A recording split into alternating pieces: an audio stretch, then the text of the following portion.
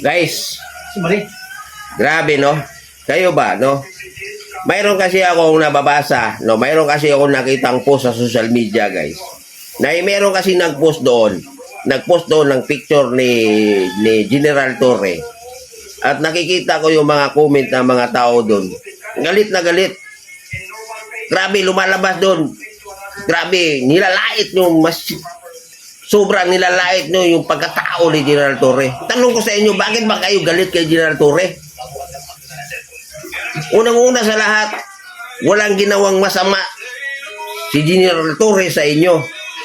Pero kung makapagsalita kayo, sagad hanggang buto. General Torre, walang ginawa yan. Yang kagalang-galang na former president natin. Sa totoo lang guys, walang ginawa yan si General Torre.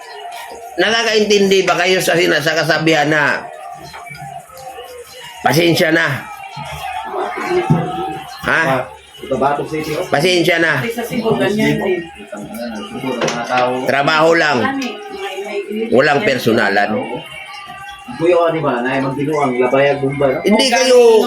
kayo dapat magalit kay General Torre kasi si General Torre guys, nagtatrabaho lang yan, ginagampanan niya lang yung kanyang trabaho. Ito, ha? Kayo, may anak kayo. Halimbawa, may anak kayo.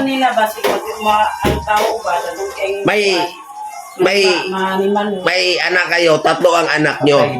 No, tatlo ang anak nyo. Ngayon, tambak ang hugasan nyo. Tambak ang hugasan nyo sa kusina mo. Tambak ang hugasan nyo. Ngayon, inutusan nyo yung ang inyong anak na hugasan mo yung mga plato.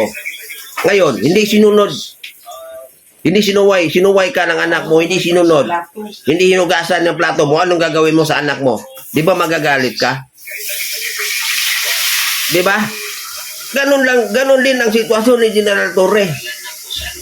Kung hindi niya susundin ang kanyang trabaho, mananagot siya sa kanyang Commander-in-Chief. Hindi kayo dapat magalit kay General Torre at sa mga kapulisan dahil walang alam ang mga pulis.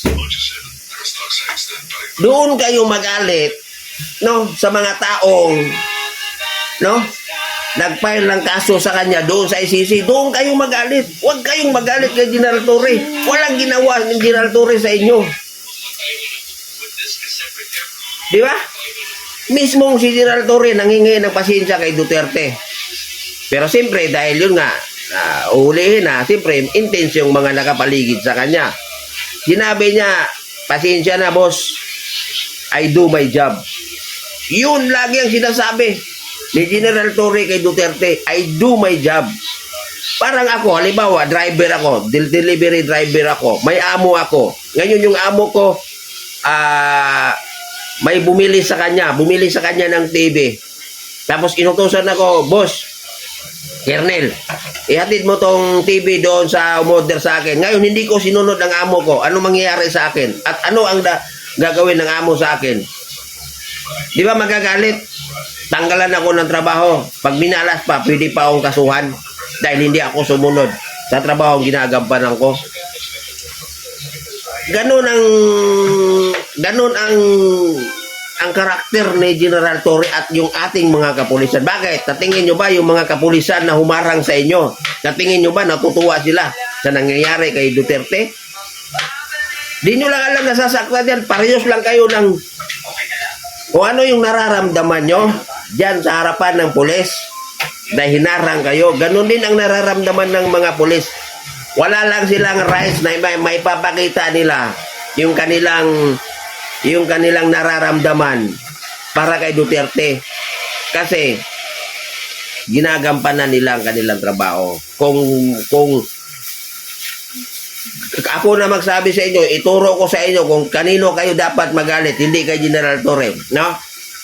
Doon kayo magalit sa mga taong nagsumiti niyan ng kaso na yan, no? Nagsumiti ng anong tawag niyan, nagsumiti ng reklamo doon sa ICC. Alam niyo yan kung sino yung mga tao na yan, kung bakit nagkaroon ng kaso si Duterte. sa ICC, alam nyo kung sino ang nagdala niyan doon. Doon kayong magalit. Huwag kayong magalit sa pulis. Huwag kayong magalit sa sundalo. At lalong-lalo na huwag kayong magalit kay General Torre. Doon kayo magalit sa nag-utos sa kanya. Di ba? Grabe kayo, makapagsalita. Baka yung mga comment ko doon, pag nabasa ni General Torre, baka ma-atakihin pa sa high blood yun dahil grabe ang mga panlalait na pinagsasabi nyo sa comment section doon sa post na yon. Hindi kayo dapat magalit. Isipin nyo ang kukuti nyo. Walang kinalaman yan. Dapat na siguro kayo magalit kay General Torre. Kung si General Torre mismo pumunta sa Netherlands, nag-file ng kaso kay Duterte, doon kayo magalit sa kanya. Sa kapulisan. Bakit? Ganito ang reaksyon ko, guys. Binuto ko yan si Duterte. Pero hindi ako pwedeng magalit kay General Torre. Bakit? Kasi nagtatrabaho lang yung mama, guys. Kayo nga, ilagay ko sa pwesto ni General Torre. Kayo ang mag-CIDG. Tapos magkaroon ng kaso na ganyan, may ipapahuli sa inyo kung subukan yung hindi sumunod. Baka si General Torre, karga yan sa aeroplano, itapon yan, ihulog yan sa aeroplano yan pag hindi sa sumunod sa kanyang utos. Hindi kayo magagalit. Kung magagalit man kayo, dapat doon sa mga taong nagdala niyan doon sa ICC. Bakit nagkaroon na ng kaso si Duterte sa ICC? Na pwede naman yan dito litisin sa ating bansa kasi may sarili tayong korte. At mas matalino pa yung mga abogado natin dito kaysa mga nandun sa Haiti. Ha? Tingnan mo yung mga abogado, yung mga nakapaligid kay Duterte. Tingnan mo kung makiusap sila kay General Torre. Pakinggan nyo. Laging mayroong pakiusap. No, nakikiusap sila kay General Torre. Kasi alam nila, no, na ginagampanan ni General Torre ang kanyang trabaho. Kung pwede, baka pumayag pa si General Torre, kaya nakikiusap sila. Hindi kayo dapat magalit kay General Torre, guys. Hindi kayo dapat magalit sa mga kapulisan. Anong ginalaman ng mga pulis? Yung mga pulis, simula nang ipinail nila yung kaso na yan kay Duterte doon sa Haiti, yung mga pulis na yan, nagtatrabaho na yan, pasok sa trabaho, pag-uwi, pagkatapos ng trabaho, uwi sa bahay, kinabukasan. Bakit kayo magalit? Wala naman silang kinalaman dyan. Nagtatrabaho lang sila, guys. No? Dapat intindihin nyo ang trabaho ni Duterte ni General Torre at dapat maunawaan nyo rin yung pakiusap niya, yung pakikiusap niya kay Duterte na I'm just doing my job. Mahirap ba intindihin yun? Kayong mga galit kay General Torre, mahirap ba intindihin nyo? Boss, pasensya na. I do my job. Naintindihan nyo ba yun? Ha?